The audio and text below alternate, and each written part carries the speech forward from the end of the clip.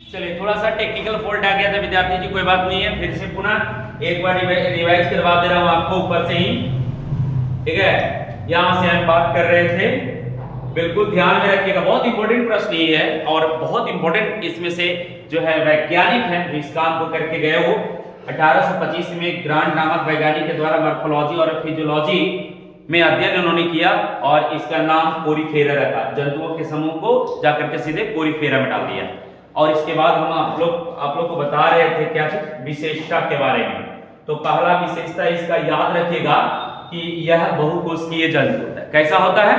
बहुकोशिकीय, यानी पोरीफेरा के अंतर्गत आने वाले जितने भी जीव हैं वो सब के सब बहुकोशिकीय होता है। दूसरा बात याद रखिएगा कि पोरीफेरा के अंतर्गत आने वाले जो जीव है उसमें एक समुद्री स्पंज है, उसको छोड़ दीजिए, और बाकी जो भी इसके अंतर्गत आता है वो सब मीठे पानी में, मीठे जल में अवस्थित होता है।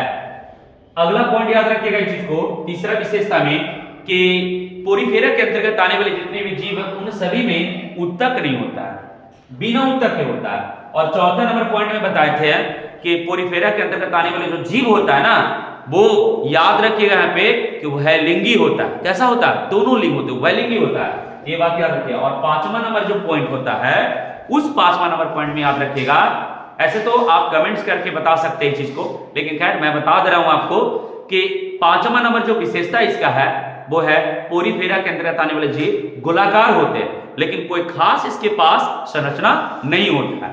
आइए इसका कुछ एग्जांपल की बात कर लेते हैं। जैसे में पहला एग्जांपल साइकन है, दूसरा एग्जांपल है स्पेंजिला है, तीसरा एग्जांपल है यूएस्पेंजिया। समझ गए बात को? तो आप एक बार ऊपर से आप देख सकते हैं चीज को कि मैं आपको क्या क्या बताया। जो सबसे पहले तो ये बताया आपको, फिर इसके बाद पोरीफेरा के बारे में पूरे प्रॉपर्टीज बता दी।